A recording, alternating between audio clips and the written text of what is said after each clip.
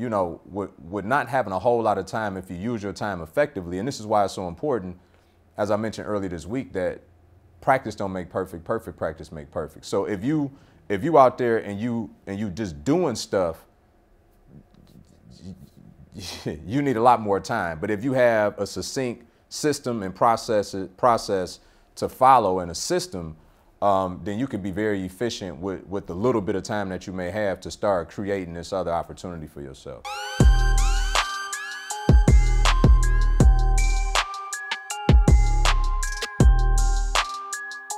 DSCR loans.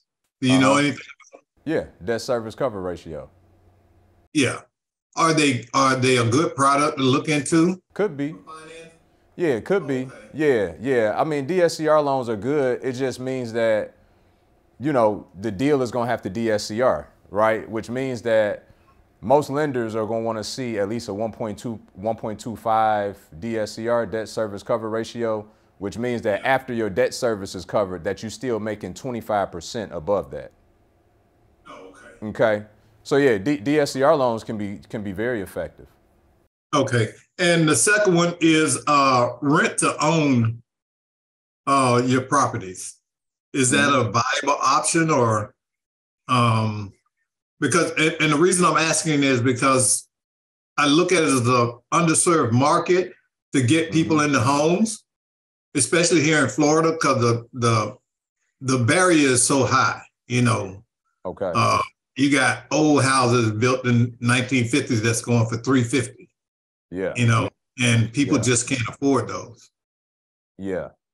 So, okay. So you saying you acquire a property and then you do the rent to own to them. Rent to own. Got it.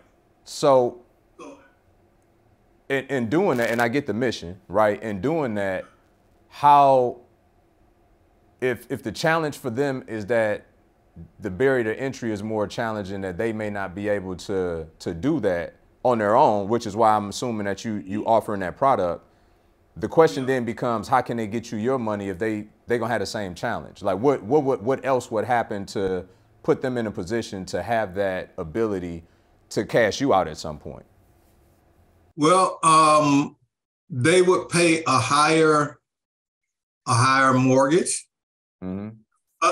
Many times the barrier here is they may not meet the traditional guidelines of a loan. Mm-hmm. We have a lot of that here in Florida.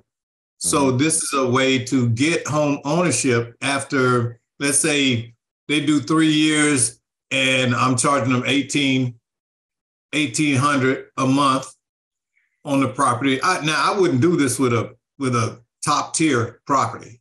Mm-hmm. I'm just saying, something that I can pick up in the market for, let's say, $20,000, and take that, rehab it, give them that opportunity to purchase that. Now I can set a price at that house that may be above the ARV, even because they want to get that. Mm-hmm. But I'd also put a forfeiture clause in there. Versus, I thought it out.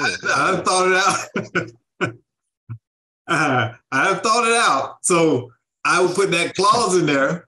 So, instead of fighting them to evict them, they got 30 days to vacate. That's right. So as a general consensus, I would say I like the strategy. Okay. But here's what I would ask you. Is there an easier check for you though? Like, do you really want to go through all the nuance of dealing with a blemished buyer that, can have all of these various factors that can inhibit them from then getting you your money at that 3-year mark? I wouldn't deploy this on a consistent basis. It would be a strategic case by case opportunity. This wouldn't be what I build my portfolio on. Okay. You see what I'm saying?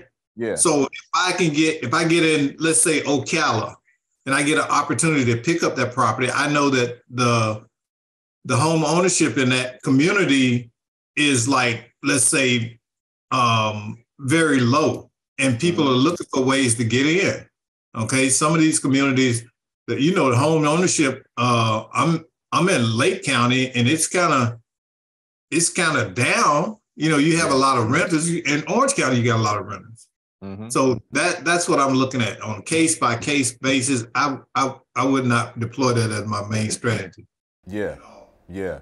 I mean, if it's a one-off, I think it's legit. You can do land contract to where if they can't pay you in full, right, at the end of that 3 months 3 years when you call the note due, that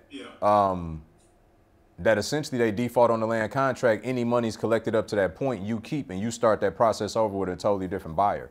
Like, that's the game. You know what I mean? So it's upside from that perspective. I'm always cautious about, like, is there an easier check to get, and so I just look at stuff like that. Like, do I want the headache and the nuance of all of that? Like, do I want to appeal to this demographic, or do I just want to go out and create a product that appeals to people that has all the means and the banking and the backing and all those things, and I could get my money now versus dealing with that? And it's totally a matter of preference, and to your point, you're not trying to make that like your total business model. So I think to do that as a one-off, for sure, it makes sense. For someone like, my schedule is tight right now. I'm in school too at the same time, but the information and the, just the path is really enticing, and I want to get into it. Where would you say would be the best place to start? Because I'm just trying to figure out how to fit it in and make it happen, whether on the active side or the passive side. A normal day, get up in the morning, probably about 7, hit the road by 8. I'm seeing clients from typically 9 to 4. Okay.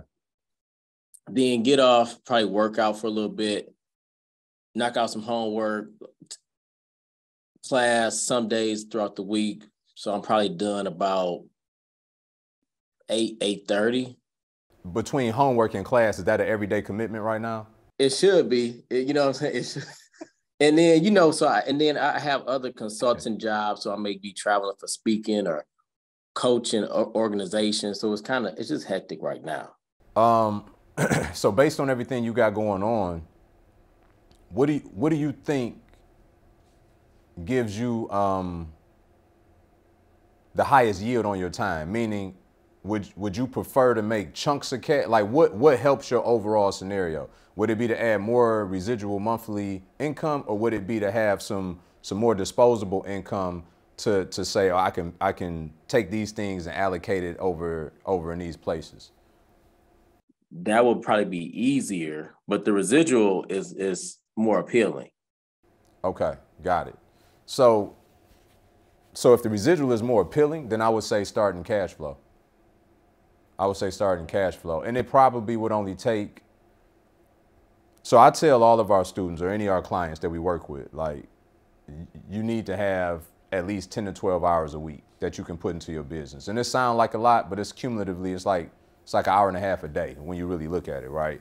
And I say that not because it takes you really that much time, but I don't want to set false expectations, because, if you come into it and you don't treat it with the right type of respect that it should, then you could find yourself kind of doing it by the way. And I believe that real estate is something that, while it could be a side business, it also shouldn't be a by the way approach, because it's something that is an actual catalyst to building wealth and free you from the thing that you're currently doing.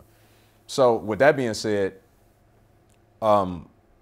if you were to go into cash flow first, the heavy lifting up front is finding the right realtor, finding the right market, finding what your buy box is, learning how to underwrite deals. And everybody's ability to pick that skill set up varies, right? I happen to know you fairly well through our interactions. Communication ain't an issue for you, right? Like, taking concepts and apply it, not an issue for you. And so with a very short period of time each week, you could start to quickly build those relationships, resources that you would need, because once you do that, now the business starting to is working toward you, right? At first, you got to go and create these create these relationships and resources. But once you tell them what you need, now they're giving you feedback on a daily basis. So you taking this feedback and evaluating what is it should you pursue based off of the feedback that you got from them. So that's when the business changes, right? Like now you don't have to put as much time into it until you got a live deal, and then you spring into action a different kind of way, because now you managing the resources and you're dealing with the contractors and the project managers and all of that. But even then, once you get that set up on the cadence and a rhythm and you set expectations, now it's back on the communication loop. You know what I mean? It's back feeding you again. So that's, I just wanted to show everybody kind of what that rhythm is like, because, you know, with not having a whole lot of time, if you use your time effectively, and this is why it's so important, as I mentioned earlier this week, that practice don't make perfect, perfect practice make perfect. So if you out there and you just doing stuff, you need a lot more time. But if you have a succinct system and process to follow and a system, then you can be very efficient with the little bit of time that you may have to start creating this other opportunity for yourself.